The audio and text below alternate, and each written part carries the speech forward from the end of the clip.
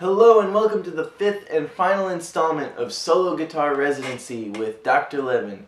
No, I'm not a real doctor, but I have been known to be really good at opening those not-for-kids Tylenol bottle openers for my friends when they have headaches, so they definitely go to me for that.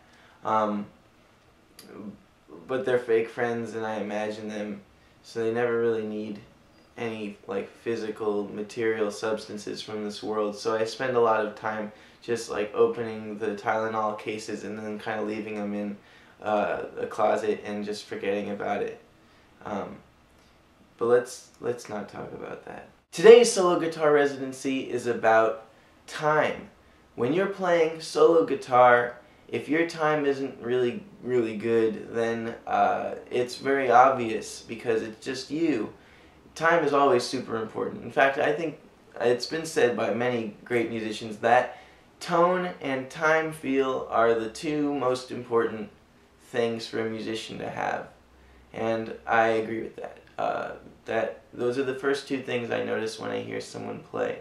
It's their feel and their sound. They're just literally the sound. If they play one note, what does it sound like? And to work on time, I think it's important to get used to lots of different circumstances, different subdivisions of a beat, different meters, and to have your technique be smooth and established well enough that you can execute music in time. So there's a lot that goes into it. So I wrote out an etude that covers a couple different challenges with timing.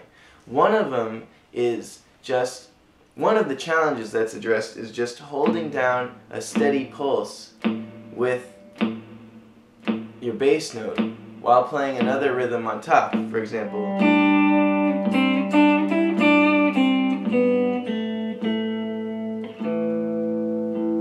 Stuff like that. Or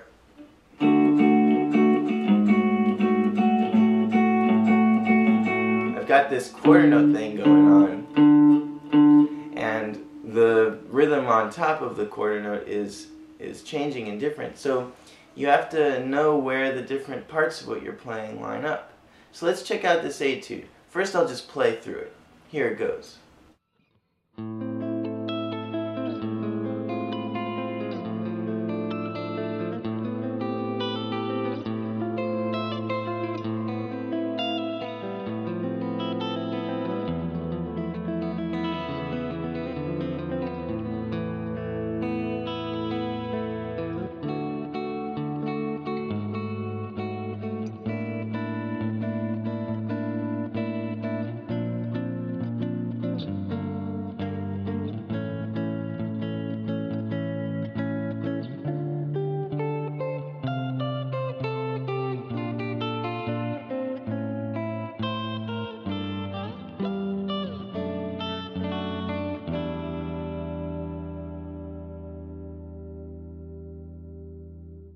Now let's take a look at what's going on here. So first, I have half notes in the bass while I play 16th notes up top. And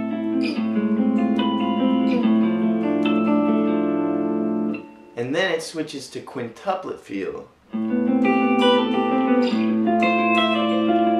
The way I think of quintuplets is within this space you have to fit 5 notes that are all equal.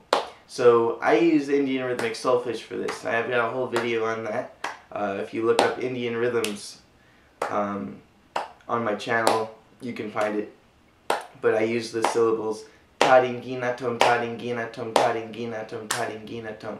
But you can also use anything with 5 syllables. So you could try university, university, university, university. That's a really common one. And you try to get used to fitting all 5 of these hits evenly within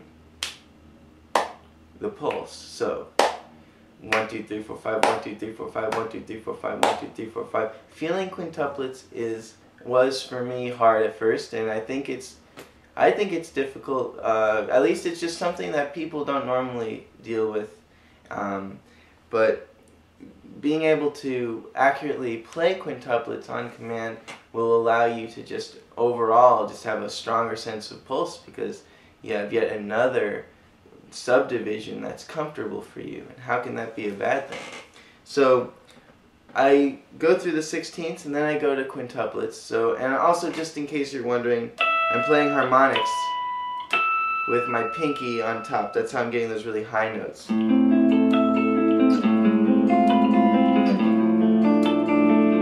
So here are the quintuplets.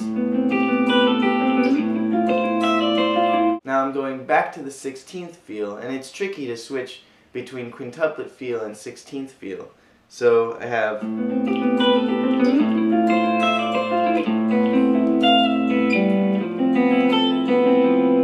there's a quintuplet, and now it's going to go to sextuplets, or 16th note triplets. So it's,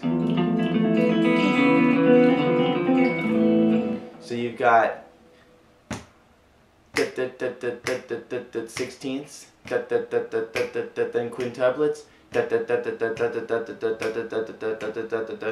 then you've got 16ths again, so it goes that switch from 5s to 16ths, that's tough. And then it goes to 16th note triplets.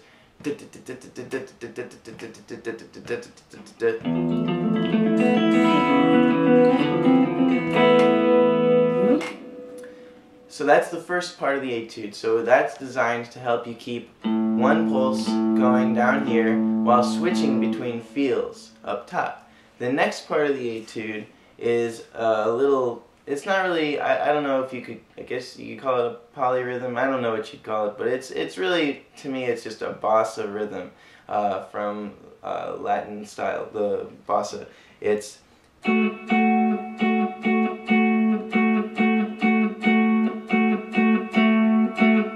while the bass plays quarter notes.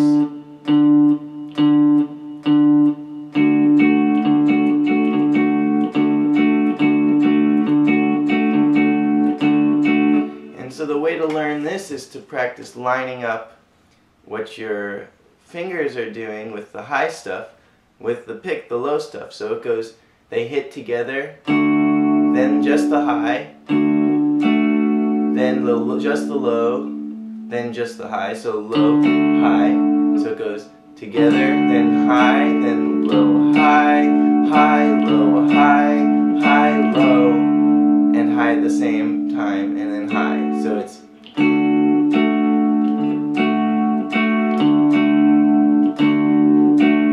and seeing where those two line up together at a really slow tempo is the key to getting a groove like that under your fingers. And the more grooves like that you learn, just the more independent your rhythmic feel will be. It's like being able to clap and sing at the same time, except it's in your hands. And you know, the ability to multitask rhythmically just gives you a better sense of the pulse in the first place. You just want to have a really strong sense of where that quarter note is, no matter what's going on over it, and just the flexibility to hear complex rhythms while still feeling that basic pulse. Then the very next part goes back to our two-note voicings that we were talking about in Solo Guitar Residency Part 3, and we take, this time we switch between 8th note and 16th note melody and triplets, so it's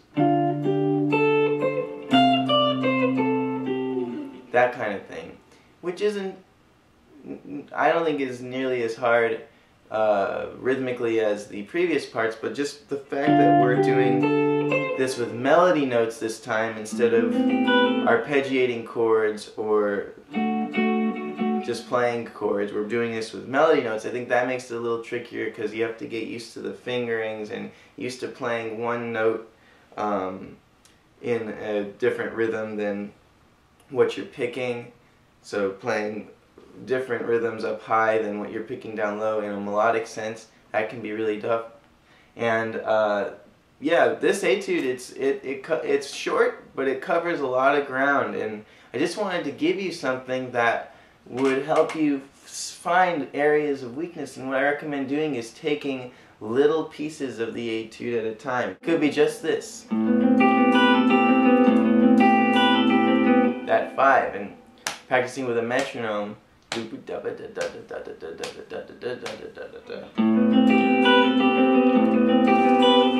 and starting out really slow.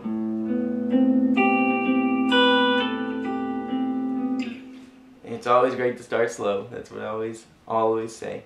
And yeah, it's a great etude. It'll help you work on some rhythmic concepts, and definitely try to keep a steady pulse throughout. Use a metronome, start it slow, work section by section, and don't be impatient, don't skip any steps, just play it slow and it'll be great.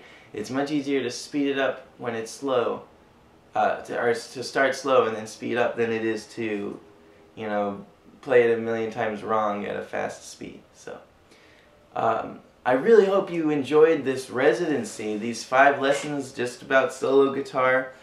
It's been a really fun week.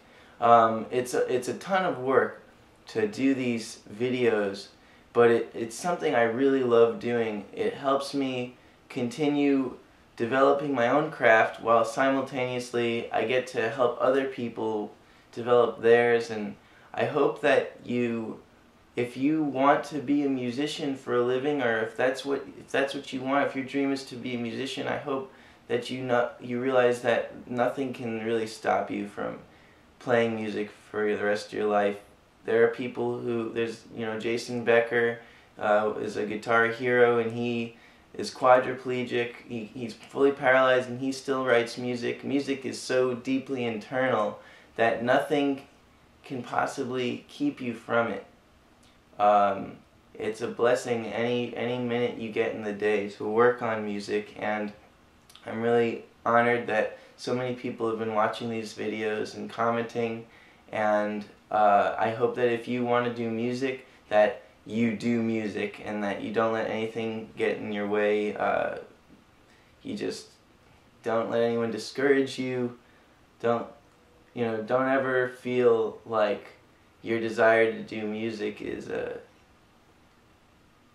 somehow unreasonable. Yeah. It's been really cool, and I'll see you next time on whatever next videos I do. Let me know what you want me to do, and maybe I'll do that. I haven't figured out what's next, but it's gonna be cool.